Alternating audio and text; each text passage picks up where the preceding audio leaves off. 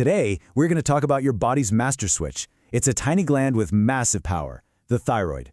You know, if you've ever felt just inexplicably tired or restless or just kind of off, then this explainer is definitely for you. We're going to break down exactly what happens when this crucial little gland goes haywire and what you can do about it. So let me ask you this. Have you ever felt totally wiped out, even after a full night's sleep? Or maybe the opposite. You feel restless and on edge, but there's no real reason for it. Well, these vague, confusing feelings, they could be signals from your body, pointing directly to that little gland in your neck. So let's take a look at the roadmap for our journey today. All right, here's what we're going to cover. First, we'll look at those confusing signals your body sends. Then, we'll meet the thyroid itself and really get what its job is. After that, we'll dive deep into the two main disorders, hypo and hyperthyroidism, and we'll wrap up with the clear path to getting everything back in balance. Okay, so let's start with one of the most frustrating parts of a potential thyroid issue, the symptoms.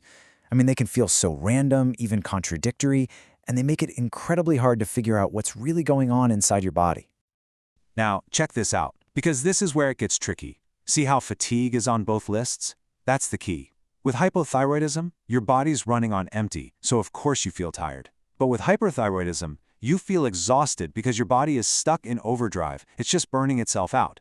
This is exactly why simply listening to your body isn't always enough. You have to understand what the signals are actually trying to tell you.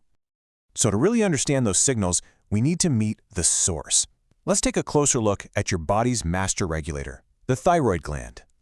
And this just perfectly illustrates its role. Think of your thyroid as the control system for your body's engine. It pumps out two key hormones, T3 and T4, and these basically tell every single cell how fast to run.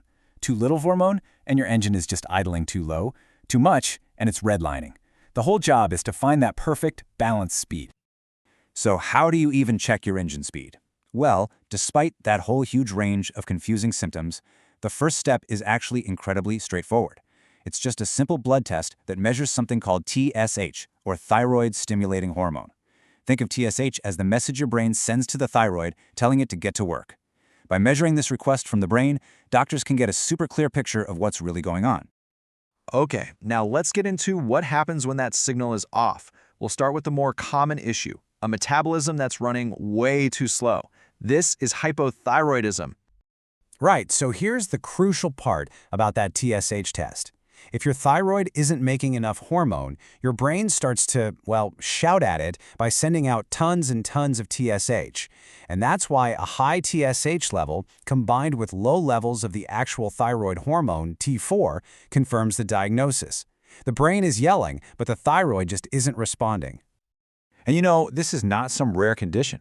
Based on these really extensive Danish studies, the lifetime risk for women is about 3.5%. And that risk just goes up with age, so it's a condition that every family doctor sees on a regular basis. The diagnostic path here is really clear and methodical. It all starts with that one high TSH reading. But to be sure, your doctor will repeat the test and also check your T4 level. If the results are consistent, boom, you have a clear diagnosis and you can start on a plan. And the treatment for this is just beautifully logical. If your body isn't making enough of a hormone, what's the solution? You replace it. A synthetic hormone called L-thyroxine does exactly that, topping up your levels and letting your body's engine get back up to its normal speed. Simple as that. Okay, let's flip the coin. What happens when the engine is just revving completely out of control? This brings us to hyperthyroidism. So in this case, the exact opposite is happening. The thyroid is overproducing hormones all on its own.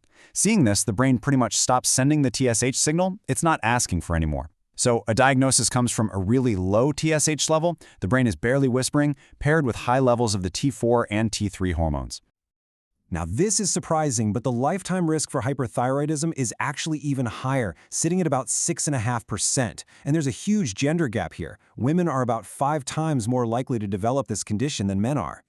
And unlike hypothyroidism, which usually has one main cause, hyperthyroidism can be kicked off by a few different things. The most common is something called Graves' disease, where your own immune system accidentally stimulates the thyroid. But things like nodules, inflammation, or even certain medications can also be the culprit. And because there are so many potential causes, figuring out why the thyroid is overactive is really the key. This is where an endocrinologist, a hormone specialist, comes into the picture.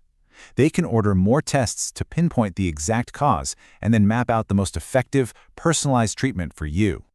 And look, managing thyroid health is absolutely critical in certain situations. Take pregnancy, for instance.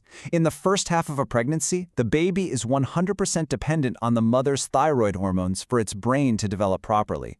This makes proper screening and management for expectant mothers or anyone trying to conceive an absolute top priority. So whether your metabolism is running too slow or way too fast, the really good news is that there's a clear path forward. And that brings us to our final section, the path to management. And this just lays out the two different strategies perfectly. For hypothyroidism, it's a replacement game. You're just adding what's missing. For hyperthyroidism, it's a reduction game. You have to slow down that overproduction, usually with medication or other treatments designed to calm the gland down. So why is it so important to get this right? Well, because ignoring the problem has some pretty serious long-term consequences. An underactive thyroid is linked to severe conditions like heart failure and dementia. And an overactive one increases the risk of heart rhythm problems, like atrial fibrillation and brittle bones from osteoporosis. This is about so much more than just feeling tired or restless. It's really about your long-term health. But here is the most important message of all. While the symptoms are confusing and the risks are definitely serious, these conditions are very common and very manageable. That one simple blood test is the first, crucial step on the road to feeling like yourself again. So if any of this sounds familiar, if you've just been feeling off and you can't quite put your finger on why, please don't just push through it. Talk to your doctor. An informed conversation, armed with what you've learned here today, can truly make all the difference. In the end, it all really comes down to this simple question. Your body is constantly communicating with you. The challenge, and the real opportunity, is to learn how to listen.